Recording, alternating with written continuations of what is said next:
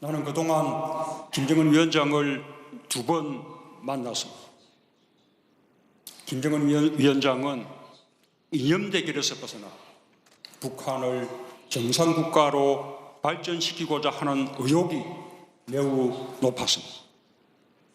김정은 위원장이 비핵화의 약속을 지킨다면 자신의 나라를 번영으로 이끌어갈 수 있을 것입니다.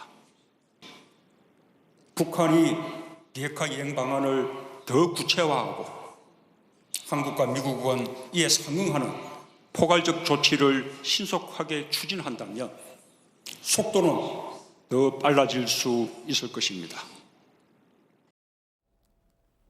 자, 오늘의 뉴스 현장으로 들어가 보겠습니다. 지금 보셨지만 싱가포르를 방문 중인 문재인 대통령이 싱가포르 렉처 강연을 했는데, 자, 근데 지금 대통령이 좀 굉장히 피곤해 보이네요, 얼굴이. 다른 데 계속 강연군을 해서. 또 인도 갔다가 네, 그런 것 같은데, 어쨌든 싱가포르 렉처라는 게 뭡니까?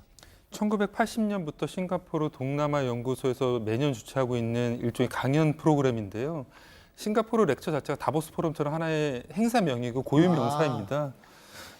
이 강연자들을 보면 넬슨 만델라 전 남아프리카 공화국 대통령, 네. 버락 오바마, 아베 신조, 시진핑 주석 같이 세계 지도자부터 석가까지 좀 다양한 분들이 참 강연을 했고요. 아, 그럼 저기서 연설하는 건 상당한 나름대로는 네, 영광이군요. 그렇습니다. 예, 어떤 자기 지도 방향이나 세계적 흐름에 대해서 말을 하는 순간이고 굉장히 큰 뉴스가 되기도 한다고 합니다.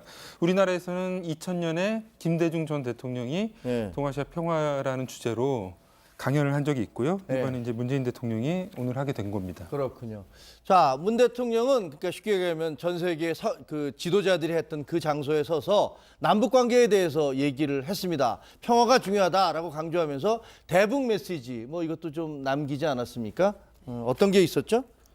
그러니까 우선 북미 간 협상이 정상적인 궤도에 돌입을 했다 이런 인식하에 네. 북한에 대해서는 비핵화 약속을 지키도록 네. 미국에 대해서는 포괄적인 조치를 취해달라. 역시 중재자로서의 그 역할을 얘기를 한 거군요. 근데 문재인 대통령이 이제 큰 틀의 협상을 하고 나서 실무 쪽으로 가면 즐겨 하시는 말씀이 있습니다. 그게 악마는 디테일에 있다는 말을 자주 쓰세요. 세부적인 상황에서 잘못하면 틀어질 수 있으니까 조심해야 된다. 조심하자 그런 건데 지금 북한과 미국이 협상하는 것도 말로는 큰 틀의 완전한 비핵화를 얘기할 수 있고 평화체제 보장을 얘기할 수 있지만 구체적으로 평화체제 보장을 어떻게 할 거며 무엇부터 시작할 것이며 그리고 완전한 비핵화의 첫걸음을 뭘로 할 거냐. 그게 저희가 몇 번 얘기했지만 리스트부터 확보하는 거잖아요. 그러니까요. 북핵 리스트를 가져야 되는데 그게 미국이 가지고 있는 리스트, 북한이 제시하는 리스트 간에 간극이 적으면 빨리 진행이 되겠지만 안 그런 것 같잖아요. 지금. 근데 지금 그 부분에 대해서 북한과 미국이 폼페이오가 갔었는데 뭔가 좀 빈손으로 돌아온 거 아니냐. 그다음에 북한이 뭐 강도적인 비핵화 요구를 하고 이렇게 성명을 냈기 때문에 뭔가 좀 삐걱대고 있는 것이 아니냐라는 것에 대해서 대통령은 그 전에 이셴룽 총리하고 만나서 다른 해석을 했죠. 네, 그러니까 그 정도 밀당은 있을 수 있다 이렇게 보는 밀당이다 겁니다. 이거죠. 예, 왜냐하면 이게 협상이 계속 진전될 거냐 말 것이냐는 말이 아니라 북한과 미국이 처한 조건을 봐야 되는데 어쨌든 트럼프는 국내 어려운 조건입니다. 네. 지금 민주당도 그렇고 언론도 그렇고 기존 외교안보 국방 엘리트들이 그 북한과의 관계에 대해서 사실 트럼프가 잘 못하고 있다고 보는 거 아닙니까? 그럼에도 불구하고 트럼프는 11월의 중간 선거와 2년 뒤 재선을 위하여 꾸준히 갈 것으로 보입니다. 예, 그 조건이 있고 북한의 경우는 앞서서 봤지만 정상국가로 가고 싶은 의지가 강하고 이제 핵 경제 병진에서 경제의 방점을 찍겠다는 의지를 전 세계에 그렇죠. 내보였기 때문에 대통령은 그런 조건을 기반으로 해서 밀당이고 뭐 이렇게 잘 될 거다 이렇게 보면서 동시에 중재를 해야 되겠죠. 어떻게 보면 문재인 대통령이야말로 트럼프 대통령을 여러 번 만났고 또 김정은 위원장도 여러 번 만났기 때문에 네. 두 사람을 가장 잘 아는 그런 정치 지도자라고 할 수 있는데 그 관점에서 보면 지금 약간 삐걱삐걱대지만 두 사람 다의 필요에 의해서 결국은 제대로 갈 수밖에 없을 것이다.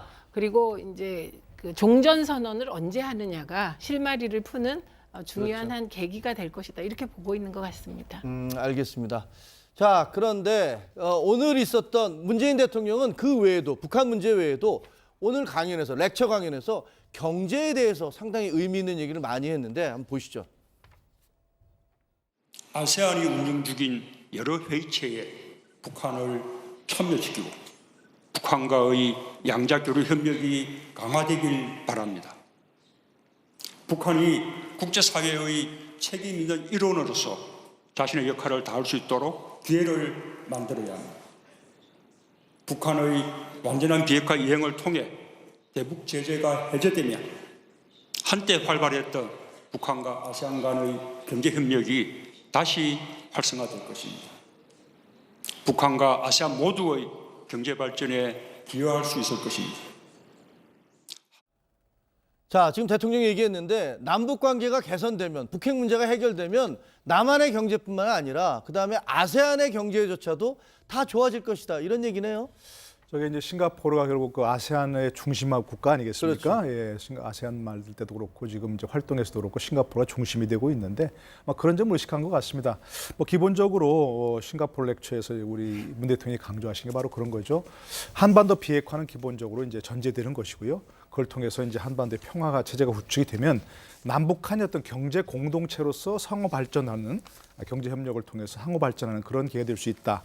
그리고 그것이 과거 아세안 국가들이 북한과 많이 협력을 했지 않습니까?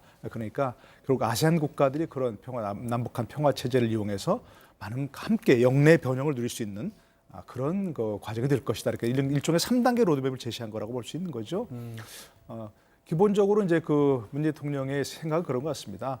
과거 아세안 국가들이 북한과 많은 교류를 했으니까 이런 과정에서도 많은 역할을 좀 해달라. 그러니까 아세안 북한을, 국가들한테 북한을 자꾸만 국제사회로 그렇죠. 끌어내달라, 끌어내서 이제 그러게 그래서 좀. 정상국가 될 수 있도록 아세안 협력을 국가들도 해달라고 우리도 할 테니까 여러분도 좀 해달라 이런 얘기인 것 바로 같아요. 그런 이제 호소를 한 것이라고 볼 수 있겠죠. 알겠습니다.